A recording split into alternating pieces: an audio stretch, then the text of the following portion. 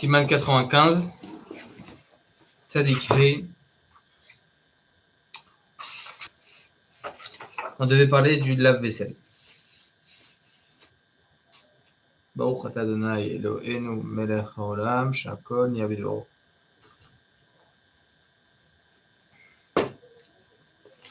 Alors on a plusieurs opinions en ce qui concerne le lave-vaisselle, qui est évidemment un des sujets qui a été beaucoup discuté parmi les Acharonim, par rapport à ce qu'on a vu hier en ce qui concerne le Efer, comme ça nous disait Maran HaShulchan Aruch dans la Halakha Dalet.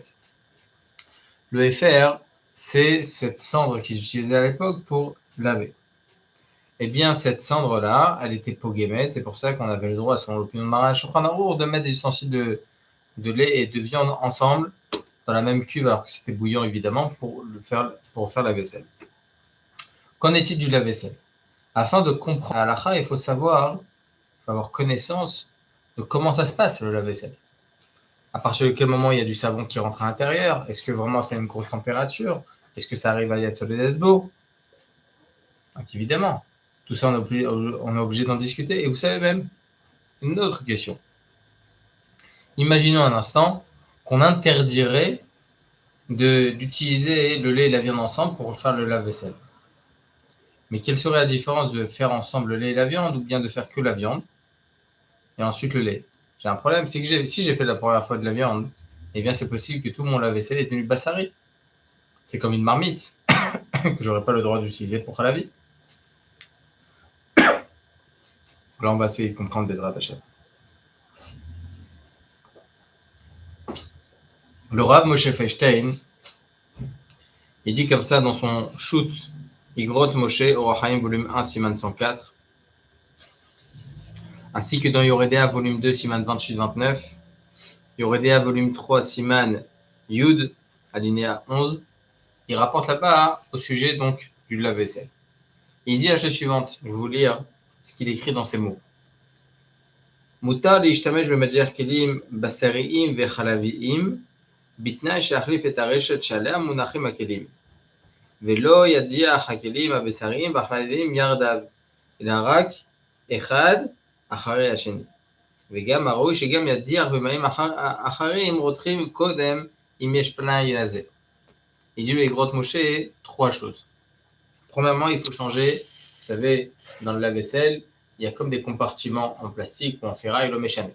Il dit ces compartiments, il faut les changer. Un pour Bassari et l'autre pour Khalavi. Ça, c'est l'opinion du Rav Moshe Feinstein. Deuxième chose qui est importante de savoir sur le Rav Moshe Feinstein, qu'on n'a pas le droit de faire ensemble. Il faut faire l'un après l'autre. Bassar et ensuite Khalav. Troisième chose, ça c'est une mesure de piété, on va dire. Il faudrait laver la vaisselle avant de mettre dans le lave-vaisselle. C'est-à-dire qu'il faut faire passer un jet dessus. Im yeshna elazeh. Shigam va dire b'mayim acherim rotrim kodem. Qu'il lave à l'eau chaude avant, s'il a la possibilité. Top, ça c'est le shoot Igrot Moshe. Dans ce cas-là, je pense, les amis, que nombreux sont ceux qui vont éviter. C'est-à-dire, on a plein de paramètres à respecter avant. On laisse tomber. Top. En tout cas, c'est l'opinion du Rav Moshe Feinstein. Le shoot Ateret Paz. Ça, je vous l'ai lu un peu hier, hein, mais c'est juste pour faire un petit rappel. Parce qu'hier, on devait continuer sur la salière. On va parler de la salière, Bezrat Hashem, juste après ça. Hein. Et juste, je tenais à donner toutes les opinions sur ça, d'accord? On avait dit hier qu'il y avait 6 opinions. Donc ça, c'est l'opinion du Rav Moshe Feinstein. On a l'opinion du shoot Ateret Paz qui dit que c'est préférable d'être marmire de les laver l'un après l'autre déjà. D'accord? Et en plus de ça, il faut attendre entre le lavage des deux ustensiles, d'accord? Mais etlet, 24 heures. D'accord? Ça, c'est ce qu'il dit le shoot Ateret Paz. Maran Rabbeinu Ovadia Yosef, dans son livre Yabi Omer, Yesh lorot heder b'medjar kelim. Aucun problème pour le lave-vaisselle. C'est soit pour le lait et la viande, et même ensemble. Mais c'est juste préférable de faire l'un après l'autre. D'ailleurs, il dit le Yalkut Yosef, Yoredea Siman Petet, אם מקפידים על כך שלא יכניסו לשם שירי מאכל, בעין לתוך המכונה, ויש שם רק לכלור ושומן של הצלחות והכפות, אפשר להשתמש במג'ח כלים זהן לכלי חלב ואין לכלי בזר, בזה אחר זה, ואפילו בו ביום.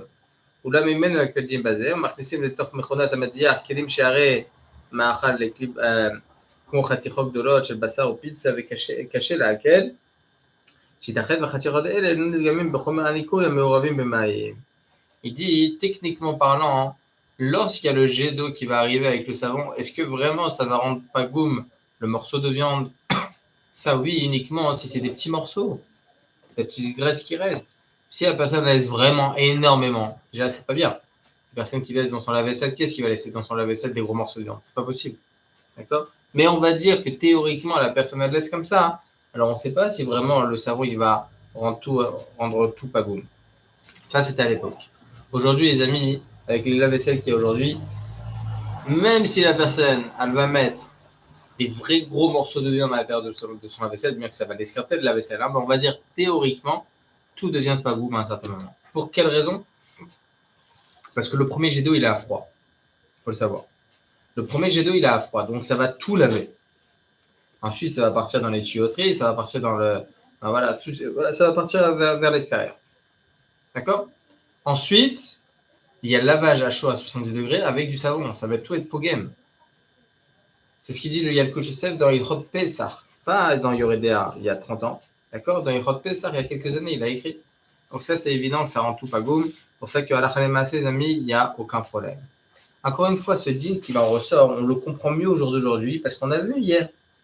Maran Ashochanor dit explicitement que lorsque c'est Tentam Livgam, il n'y a aucun problème. Ne Tentam Livgam, utiliser une marmite, alors ça fait plus de 24 heures que je dois utiliser, c'était du bassari, j'ai envie d'utiliser pour du khalavi, c'est une Gzerat Rachamim. J'ai pas le droit de le faire parce que Gazrou Rachamim a tout Ben Yomo, de peur que je vais en arriver à utiliser dans les 24 heures. C'est juste ça. Mais est-ce qu'il y a un problème en soi de pagoum? Bah putain, il y a zéro problème, mes amis. Si ce n'est la Gzerat Rachamim.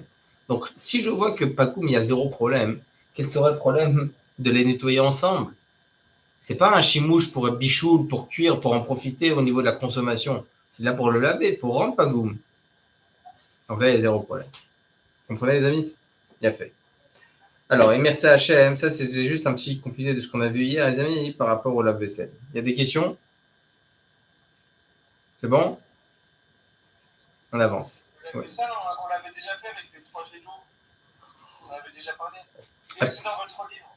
Appelez ça, Nahon, c'est gentil. Razak.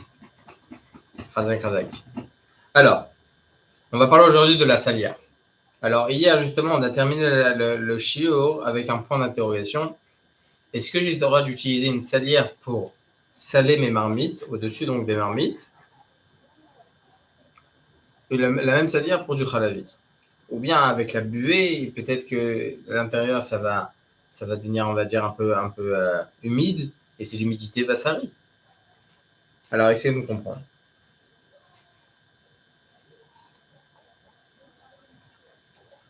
Il y a écrit comme ça dans le traité Choulin,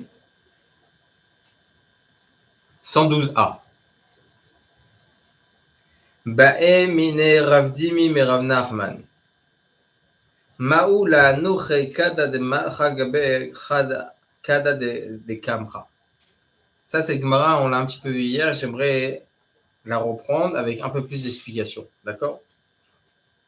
Est-ce qu'il est permis de poser une cruche de sel, bon à l'époque c'était une cruche de sel, en tout cas un pot de sel, à côté d'une marmite khalavi, avec dedans du khalavi, une marmite bouillante avec du khalavi, l'un à côté de l'autre, c'est pas maintenant on va l'utiliser, l'un à côté de l'autre. C'est la question de Rav Dimi à Rav Nachman. Alors Nachman il répond à Marle et Assou, c'est interdit. Des khalamai, est-ce qu'il serait permis de poser un pot de vinaigre à côté d'une marmite khalavi bouillant? Et la Rav Nachman de répondre, charré, ça c'est permis. Je comprends pas. Le sel interdit, le vinaigre permis. De quoi on parle? Ou Maïshna, c'est d'ailleurs la question de la Gemara. L'echiti khul ale kura de malcha.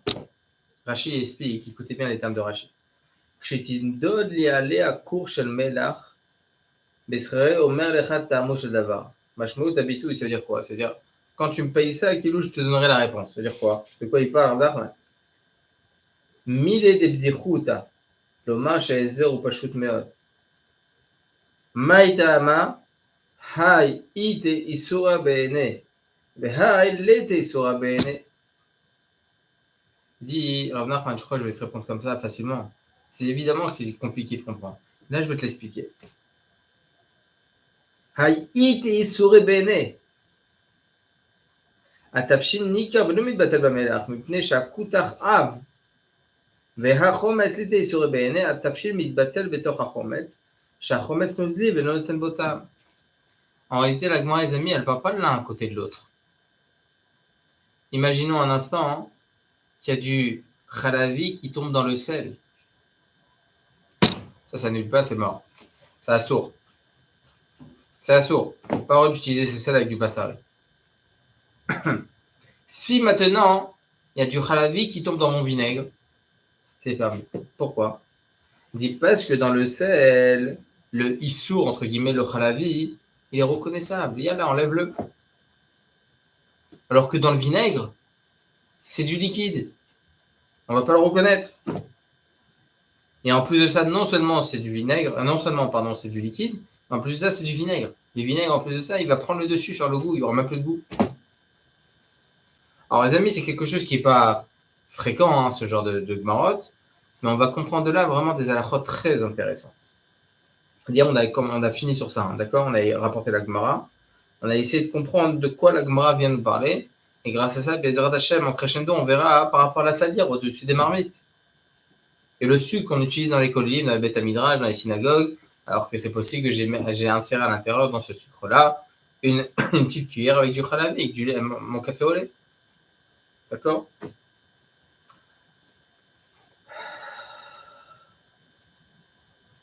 Le Beth Yosef s'interroge. Ok, tu me dis, il y a eu un mélange avec le sel, etc. Tachles, la Gemara ne parle pas de ça à la base. La Gemara nous parle, est-ce que j'ai le droit de mettre l'un à côté de l'autre? Le Beth Yosef s'interroge, c'est quoi l'interdit de mettre l'un à côté de l'autre? Je ne vais pas le mélanger. Je mets l'un à côté de l'autre. J'ai ma salière, et juste à côté, je mets une marmite avec du khalavi dedans bouillant. C'est quoi le problème? Rashi et Tosfot, ils viennent nous enseigner de peur que ça en arrive, que le khalavi va tomber dedans, dans ce sel. Ve'ulo yeda, il ne va pas avoir connaissance que c'est tombé. Ve'imlach memeno basa, il va saler sa viande avec. Ou bien il mettra il mettra ce sel dans son plat de viande. Voilà ce que dit Rashi et Tosfot. C'est une crainte de peur que la personne n'aura pas connaissance qu'a eu. Ça va être très très loin selon Rashi et Tosfot. Le Rambam, il explique différemment. Et Rabbeinu Hanan, d'ailleurs, comme ça, il explique. מדובר כשהצמיד את הקדים ועתה מפני ששואב ממנו ונמצא מבשל הבשר במלח, זה שיש בו טעם החלב. אך חומץ לא שואב. Le sel, il a une particularité, les amis. Regardez ce qu'il explique le Rambam. Et vous allez comprendre. Là, on va en arriver, Bezrat Hashem. Le sel, il a une particularité. Il absorbe l'humidité. Il absorbe la chaleur. Il absorbe le liquide, logiquement. Et donc, si je colle la salière avec ma marmite de lait bouillant, sho'ev mimenu, le sel, il va absorber de cette chaleur-là. Venimsa, il se trouve donc que lorsque je vais saler avec ce sel ma viande, c'est comme si je vais cuire maintenant de la viande avec du sel qui est halavi, avec un goût halavi. C'est un problème. Même les mettre l'un à côté de l'autre, dit le Rambam, mais un problème avec l'humidité, quelque chose de vapeur. Vous vous rendez compte? Alors que le vinaigre, il n'y a aucune absorption, rien ne se fait. D'accord? Il y a fait mieux. Voilà donc le Rambam. Et regardez les nafkaminotes extraordinaires qu'il en ressort. Si maintenant les ustensiles ne sont pas collés l'un à l'autre, j'ai ma salière et et mon plat de lait. Selon Rashi, assourd, c'est interdit. Parce que le machin, il y a une crainte de peur que ça tombe à l'intérieur. Alors que selon le Rambam, c'est permis. Tout le problème, c'est que ça va s'absorber, ça va s'imbiber. Il n'y a pas cette crainte. Deuxième, lorsque les ustensiles ils sont recouverts, selon Rashi, c'est permis. Il n'y a pas de crainte de peur que ce halavi va tomber dans le sel. Alors que selon le Rambam, ça reste interdit à cause de la vapeur. Troisième, nafkamina, כשיש בכלי משהו אחר שאין לו כוח שאיבה כמו מלח, אך יש חשש שייתן ממנו בגדרה בשר. נשיאת חשי, אסור שיש חשש שייתן ממנו בגדרה. Alors selon le Rambam, c'est permis. Selon le Rama, les Chora, la halacha serait tranchée comme l'explication de Rashi. Parce que qu'est-ce qu'il dit le Rama chez nous? Siman 95, halacha 6, il dit Dav, Kaimakilim, Megoulim, il y aurait le problème de mettre la salière à côté d'une marmite à la vie bouillante. Uniquement si le plat il est découvert. Donc on comprend que s'il est couvert, il n'y aurait pas de problème. Donc c'est Rashi. Velo Chashina Shema Nafal et la Melach. Donc là, il n'y a plus de crainte de peur, ça va tomber dans le sel. D'accord? Il dit Maran Ashulchan Aruch. Écoutez bien. En manechin kli shesh bo kutach etzel kli shesh bo melach, avon mutar lanecho etzel kli shesh bo chometz. Donc ça c'est la Gemara. Je n'ai pas le droit de mettre une marmite à côté du sel. Par contre, j'ai le droit de mettre cette marmite bouillante de lait à côté du vinaigre. Il rajoute le rama sur ça, selon la gauche Charidora de Isur Veter, ce que je viens de vous dire. Vedav kaimakile meguli vafilo achi mavar venato be'achad mutar velo chashina shema nafal el melach. Donc si c'est recouvert, il n'y a pas de problème.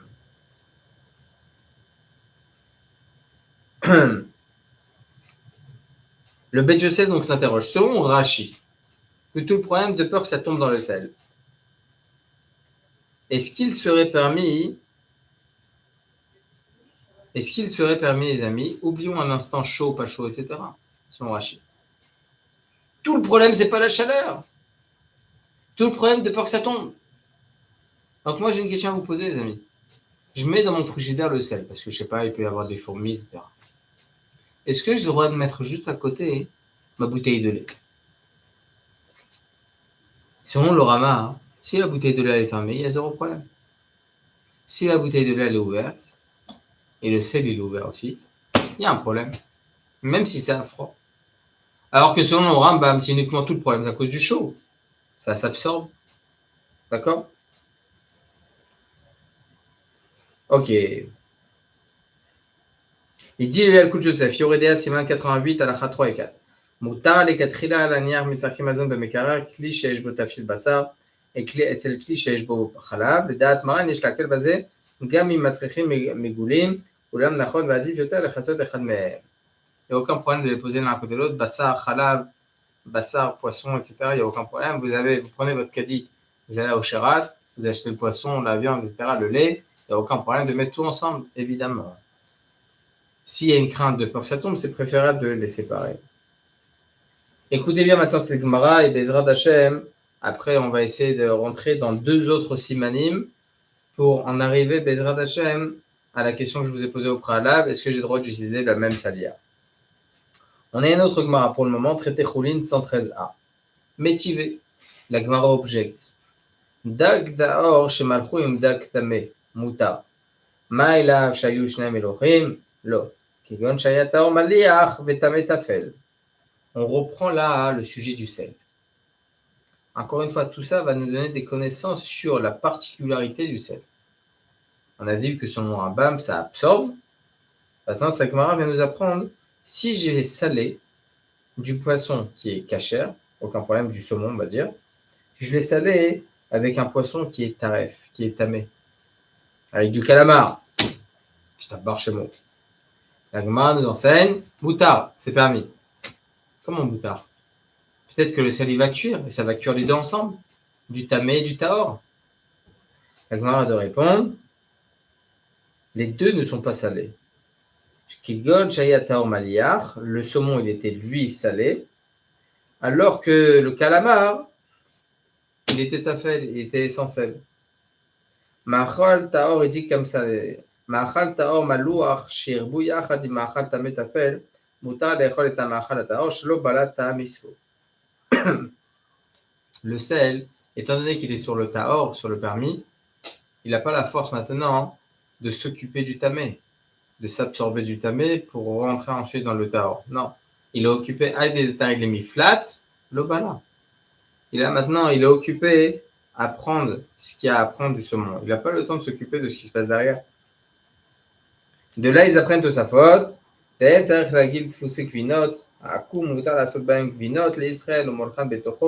Etc.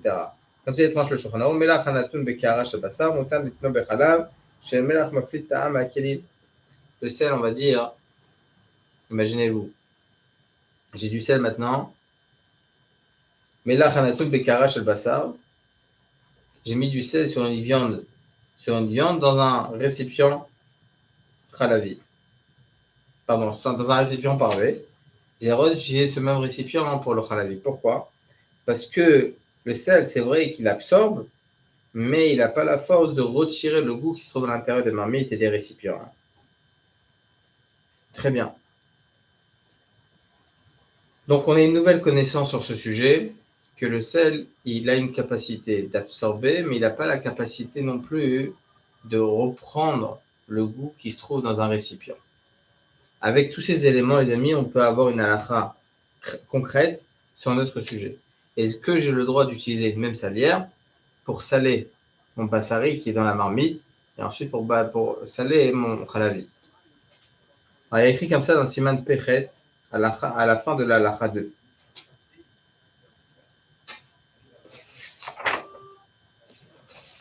On a déjà vu un certain moment ce sujet, mais on va le reprendre, Bezrat Hashem. À la fin de la halakha bet,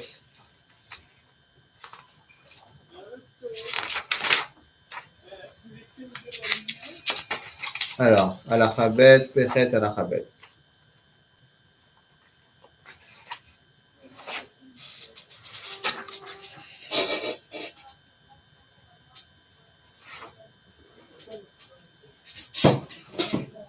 Alors.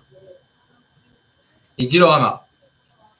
נוהגים לאחר כלי של מלח לכל אחד בפני עצמו, כי לפעמים טובלים במלח ונשארו שיעורי מאכל במלח.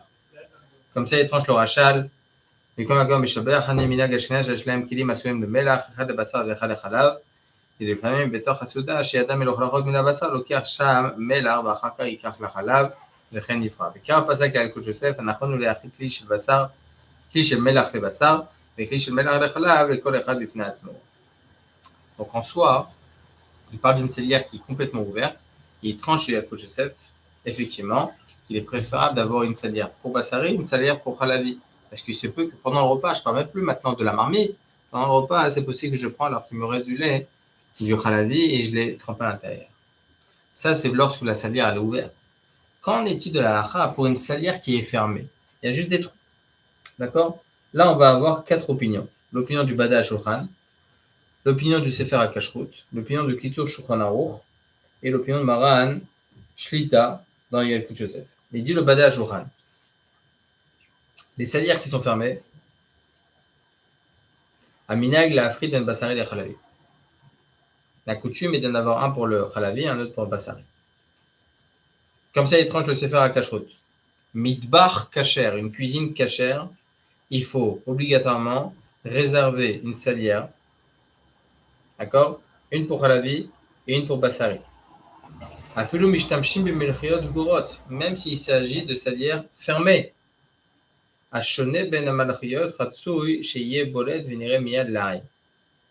faut que les deux salières soient reconnaissables. Un pour Khalavi, un pour Bassari. Ça, c'est le Sefer HaKashrut. Le Kitzur Shulchan Aruch, il écrit que les salières qui sont fermées, je peux les utiliser un pour Bassar et l'autre pour la même pour Bassar et pour Khalav.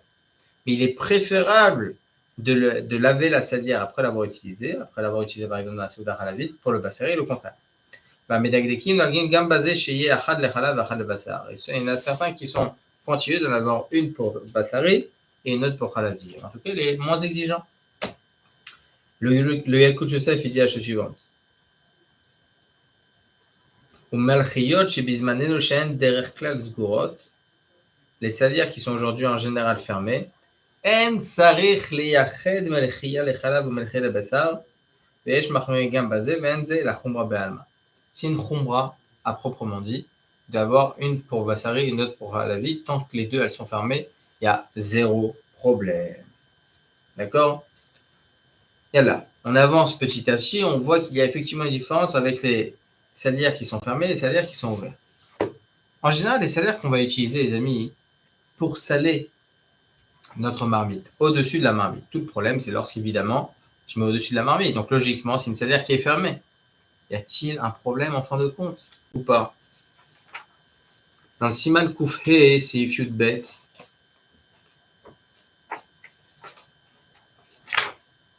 C'est Yud Bet et Yud Gimel.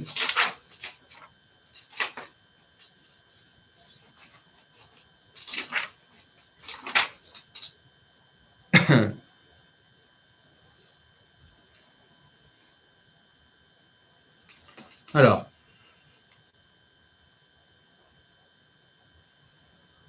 une petite seconde.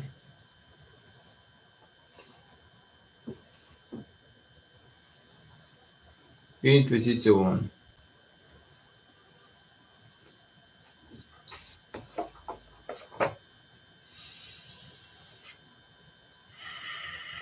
Il dit juste ici, je pensais qu'il allait rentrer un peu plus dans le détail. Mais là, Mikara Bassarit écrit Halavi. Ça, c'est encore un autre sujet. Un petit instant, hein, je suis désolé, les amis.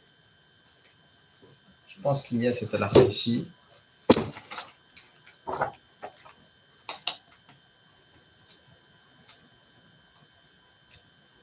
Je pense, Bezrat Hashem.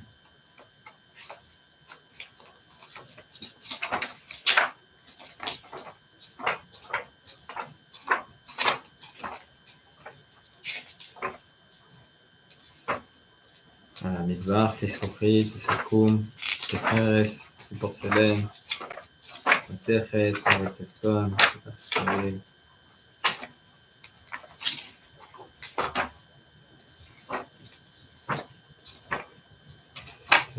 Naham. Ah, je pensais qu'il y avait aussi. On va trouver le dernier. Boniré. Boniré. Attendez, où j'ai mis le livre?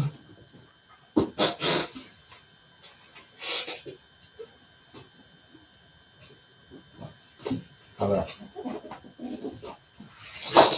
Magnifique. Là, c'est sûr que c'est bon. Alors.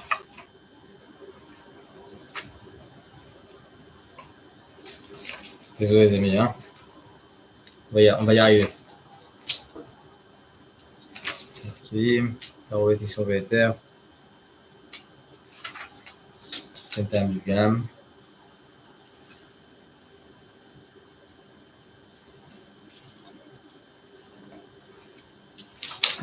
Là-bas, je cherche le matérine.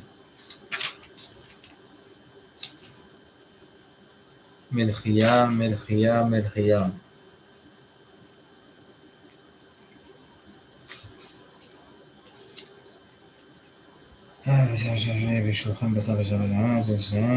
Libéra, d'une bichoulois, d'une terre, Melchia.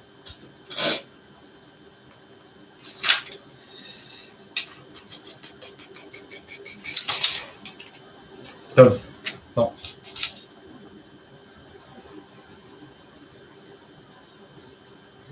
Ça, je l'avais vu la halakha parce que l'oral il parle par rapport au sucre même. Par rapport au sucre, même dans le din de Batel Beshishim.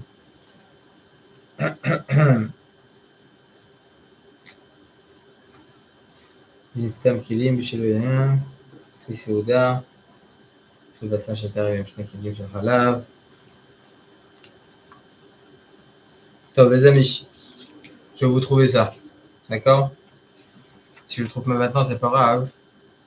J'ai pas envie de perdre du temps, de vous faire perdre du temps, François Shalom. On va continuer, merci Hachem. En tout cas, juste pour vous donner la halakha comme ça. Tout dépend hein, comment on met.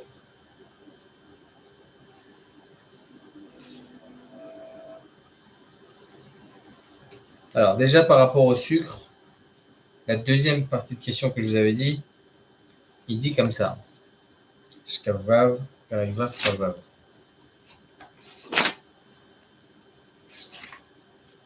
Le sucre, vous êtes dans un bêta midrash. Et vous savez pertinemment que c'est un kollel. Et donc il y a beaucoup de gens qui prennent du café au lait. Et il se peut que certaines fois, ils utilisent la même cuillère après avoir touillé leur café au lait. Moi, je suis pas sérieux, comment je fais? Il dit comme ça. Je vais vous lire après les références. Im nitarev besukar kama tipot chalav. Si dans le sucre, il y a quelques gouttes de lait qui sont tombées, et je veux prendre ce sucre-là hein, pour mettre dans mon thé, dans mon café, et de boire avec de la viande. Même avec de la viande, j'allais de boire. C'est permis. Des batel, achalav, beshishim, shesh bakos. Parce que le lait, il va être annulé dans 60 fois la quantité. זה כתב הרב פחי מגדים, שכתב כן, וכתב עוד אפילו נפש היפה תאכלנו ואינו חושש, ואין בשולחן ערוך סימן צדיק ט' כזית חלב שנפל למים שנתבטל ב-60 ואחריה נפל מן המים לגדרה של בשר, מותר אף על פי שאין בבשר 60 כנגד החלב, שהאין מתבטל במים, וכל כיוצא בזה. וכיוצא בזה כתב מרן החידה, למה שאסור ללוש עיסה בחלב שמה יאכלנו בבשר, זה באופן שיש 60 בעיסה. אבל אם נותן חלב מועד בעיסה שיש בה 60 נגד החלב, מותר. ואין זה נקרא מבטל איסור לכתחילה. בשעה שמערב חלב בעיסה, שניהם עדיין היתר, ושכן פסק הרב כניסת הגדולה, כי תראה רבה בערימת, וכן נראה שכך דעת מרן החידה. טוב, en tout cas les amis, à ce niveau-là, c'est permis. Pour le sucre, c'est permis. Parce que c'est non seulement batel beshim peut-être dans le sucre déjà, mais le sucre qui va être à l'intérieur ensuite de mon café, il va s'annuler ce lait-là dans le café, dans l'eau. D'accord? Tov. Pour ce qui est du premier sujet, en ce qui concerne la melria, en ce qui concerne donc la salière, je vais vous le trouver, hein, les amis. Hein. C'est juste que là, j'ai aucune connaissance où c'était, parce que je l'ai vu, c'est à la fin, et je voulais vous dire ça dans les mots. Et après, je poursuis et que je me souviens plus. En tout cas, c'était dans un des simanim qu'on vient de voir maintenant. Je pensais que c'était écrit là-bas, mais en réalité, non. Tableau Mishané. Ezrat Hashem.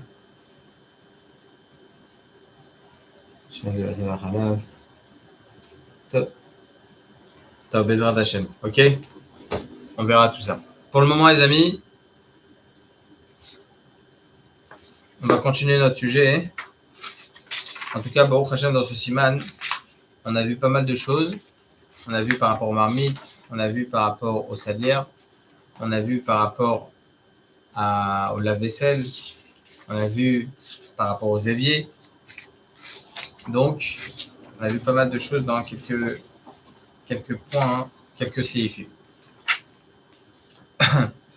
Bezrat Hashem, le siman qu'on va commencer à partir de demain, je vais juste lire la Gemara maintenant. Hein.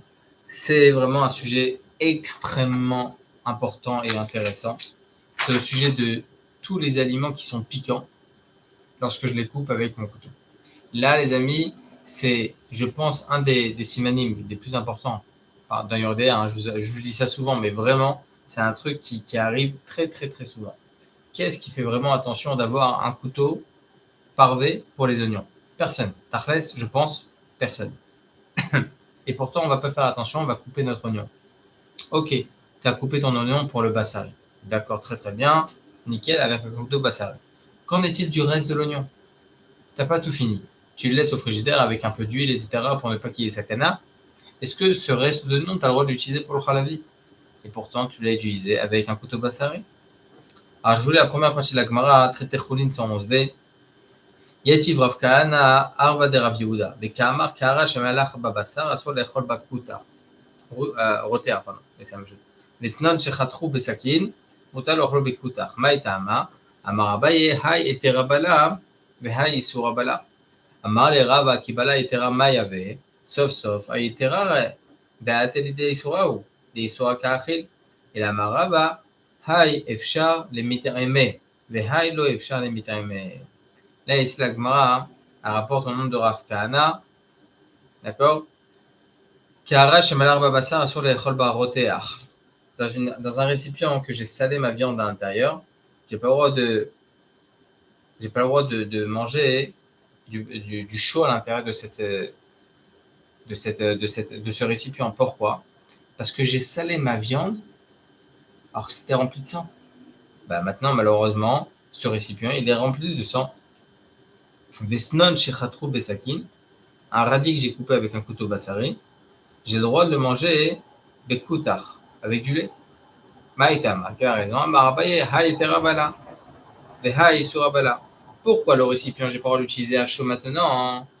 Parce qu'il y a du issour qui rentre à l'intérieur. Alors pourquoi mon couteau bassari que j'ai utilisé pour couper un radis, j'ai le droit de manger ce radis-là avec du lait? Il dit la différence, Rava. Là, c'est du permis qui s'est imprégné, là-bas, c'est du issour qui s'est imprégné avec le sang. On va essayer de comprendre. C'est-à-dire que lorsque je coupe un radis ou un oignon avec un couteau bassari, je peux le manger avec du khaladi facilement. On va voir ça tout de suite. Des issoura kachil et là, maraba, hay efshal imitame, ve hay lo efshal imitame. Snod, pour le radis, c'est possible de goûter et de savoir s'il y a un goût de viande. Alors que le récipient, qui a un goût de sang, interdit de goûter pour savoir s'il y a un goût ou pas. D'accord?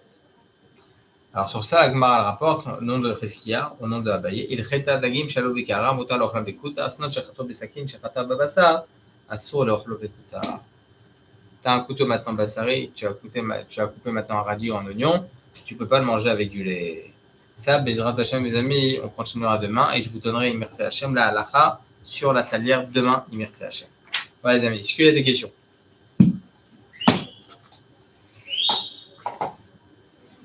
Pas de questions?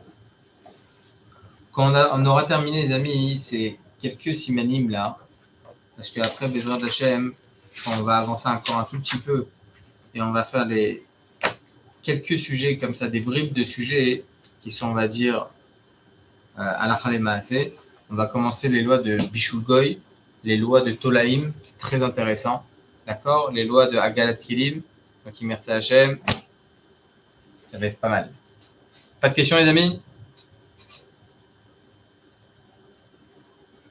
C'est bon? Hazak Ve'ematz. Qu'on entend des bonnes nouvelles pour tout l'âme Israël, qu'on entend des bonnes nouvelles pour nos Chayalim, chez les Skiel, les Géoula, chez les Ma. Hazak les amis, à demain, Imertse Hashem. Des bonnes nouvelles.